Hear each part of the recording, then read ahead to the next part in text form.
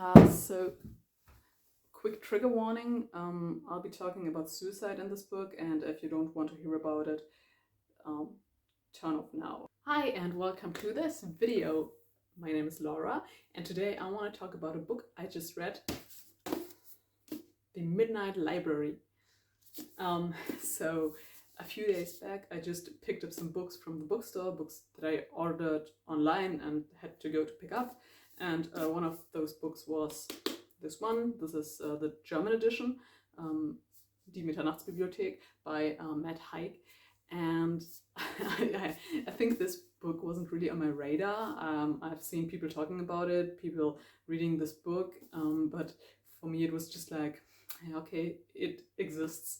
So it was more of a coincidence that I actually ordered this book, and when I picked it up I had just finished another book, so I had one free bookmark to spare, and I was like, yeah, why not start this book? And so I picked it up.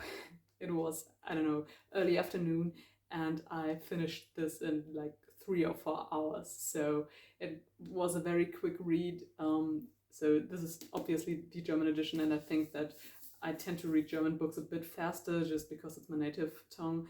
But I really I went through it and I couldn't really put it down. So today I want to talk about why I like this book. First, what is this book about? It's about a woman named Nora Seed. She lives a pretty shitty life. So she just got fired from her job, her cat died, and so she contemplates suicide. And in the end,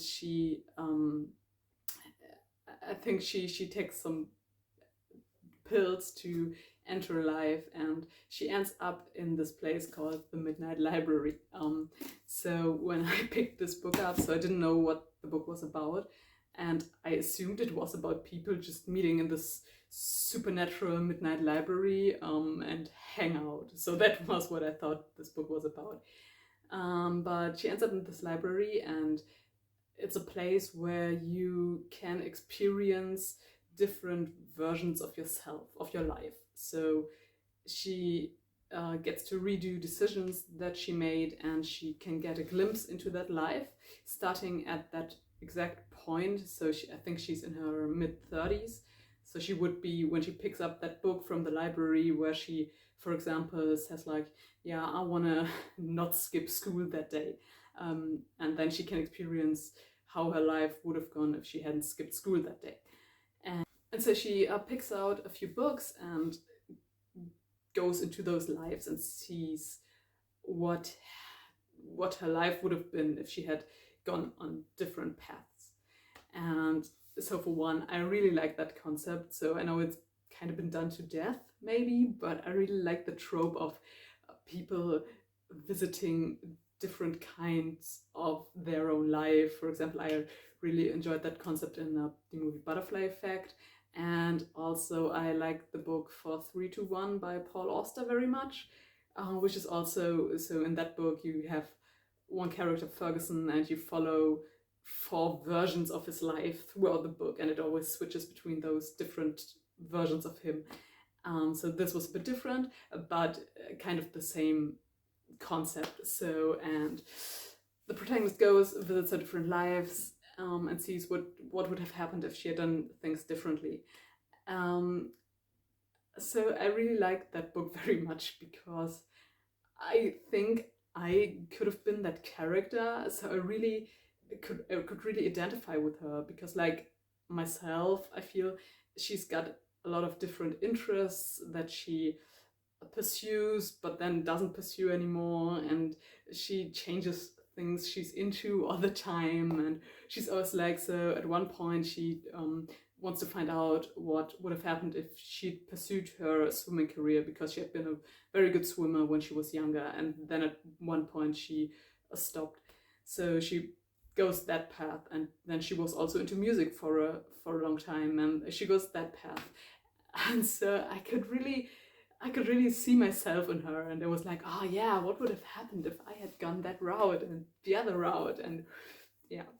And so the thing is that at one point when she enters a life where she really feels at home, where she really feels that she wants to stay there, that she will stay there. And then it would be like that this has been her life all the time.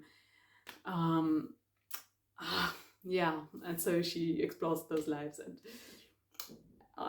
actually I can see why people wouldn't like that, because the main portion of the book is just her going to those different lives. I really like that. I really love this concept. So it was totally my book, but I can see others not really getting into that because not much actually happens.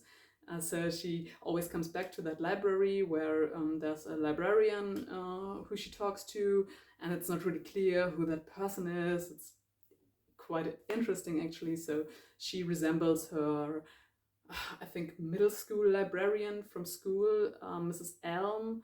And so it's quite interesting how those two interact as well, and how Nora in turn learns something about herself when she comes back from all those different visits where she visits other lives of herself. Yes. So I really like that book. So this was totally my book. Like I said, I devoured this in a few hours, and I really felt the need to talk about it because for me this was so good. And there's also that part where they look into this book of regrets, where all your regrets are written down, and you can scroll through all of them. And those visits to her other lives just help her kind of get rid of those regrets or rethink them. And I think I really resonated with that character, and so I totally got into the book, totally liked it. And I also enjoyed the ending. So at one point I thought that the book would go a different route and end in a different way, and I was like, oh no, please don't do that. I wouldn't like that.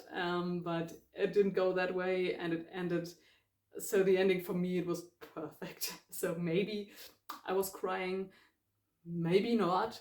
You'll never know, but it was such a good ending. So I won't go into any details, but I really liked the way this book ended, and I liked everything else about this book as well. So yes, this was my kind of short review of The Midnight Library by Matt Haig. Nothing spectacular, but I really felt like talking about this. So if that sounds like your kind of book, you might want to check it out. And you're always welcome to comment if you like the book, if you've read it, if you want to read it, if this book was for you or if it wasn't for you. And I hope you enjoyed this video, and just a short one. So yes, I hope we'll see each other again soon.